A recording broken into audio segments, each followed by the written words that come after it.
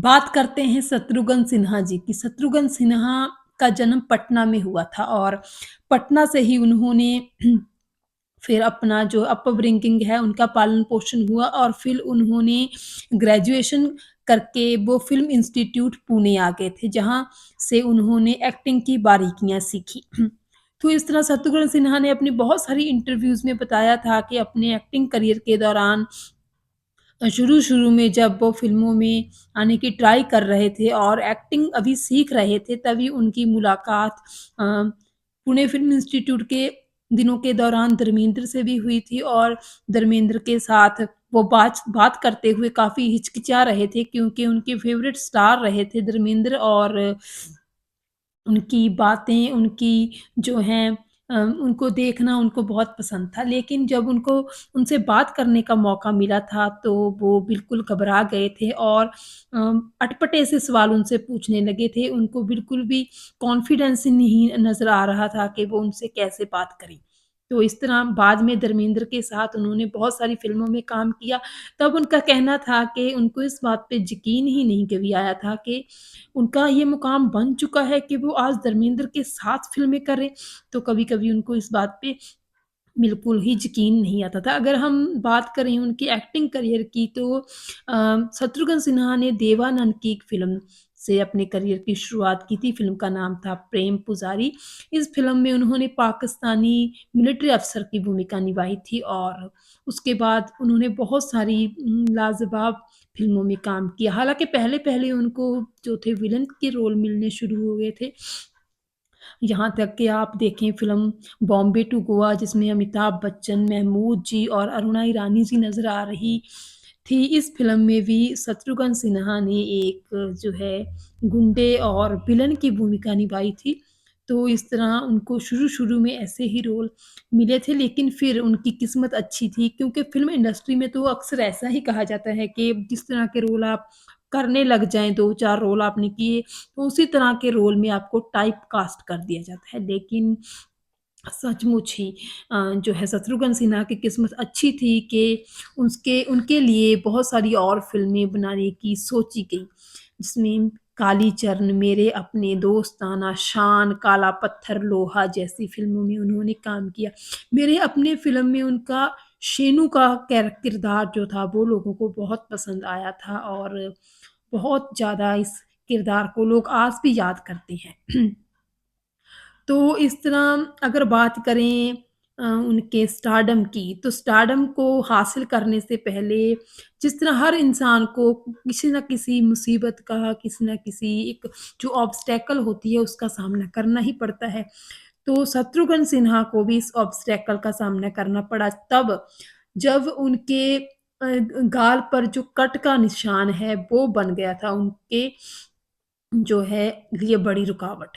तो वो इस कट के निशान की वजह से कभी कइयों ने तो उनको कह दिया था कि आप तो महज़ विलन के कैरेक्टर के लिए ही सही होंगे, हीरो तो बनने की तो आप सोचिए भी मत।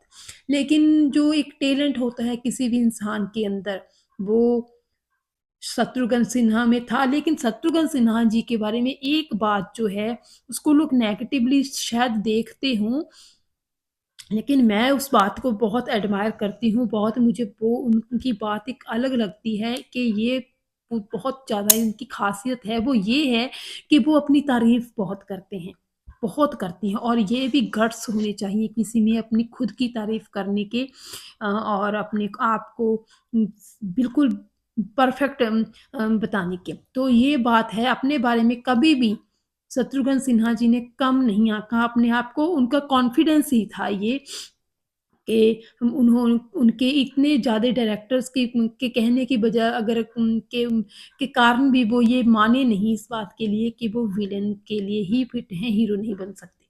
तो इस तरह फिर उनको हीरो के रूप में रोल मिलने शुरू हो गए और कहीं न कहीं चाहे अगर कुछ भी है, कहीं न कहीं चाहे फ़िल्म काली कर्ण चरण के ज़रिए, चाहे विश्वनाथ और चाहे काला पत्थर, उन्होंने अमिताभ बच्चन को टक्कर ज़रूर दी थी, ये बात बिल्कुल सच है। टक्कर तो उन्होंने दी थी। हाँ, क्योंकि कुछ न कुछ लक भी रोल प्ले करता है हमारे लिए। या फिर शायद ये हो सकता है कि शत्रुघ्न सिन्हा जी फिर सेट पर लेट आने लगे थे, तो जिसकी वजह से वो मुकाम ना हासिल कर पाए हों, जहाँ तक अमिताभ बच्चन पहुँच गए थे। लेकिन बात एक बार तो है कि शत्रुघ्न सिन्हा ने भी अमिताभ बच्चन को खासी बड़ी टक्कर दी थी। ये अगर उनकी फ़िल्में देखें हम, तो उनकी फ़िल्में देखकर हमें इस बात का अंदाज़ा हो जाता है।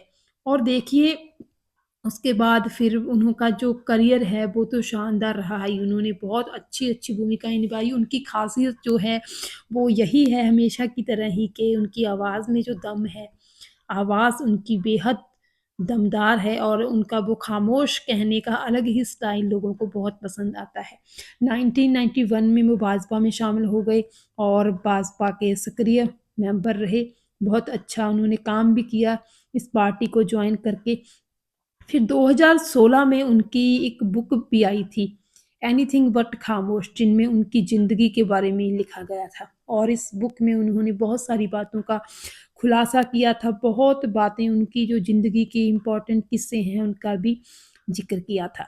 तो ये सारी बातें जो हैं शत्रुघ्न सिन्हा को अलग डिफरेंट अभिनेता बनाती हैं और यकीनन ही बहुत सारे अभिनेता हैं हमारे 80 70 80 90 के दशकों के हमारे पास अमिताभ बच्चन, धर्मेंद्र से लेकर जितेंद्र, विनोद खन्ना तक इन सब में जो है शत्रुघ्न सिन्हा जी की भी अलग पहचान है और उनकी एक्टिंग को भी, उनकी अभिनय को भी, उनकी फ़िल्मों को भी कोई भी नकार नहीं सकता है।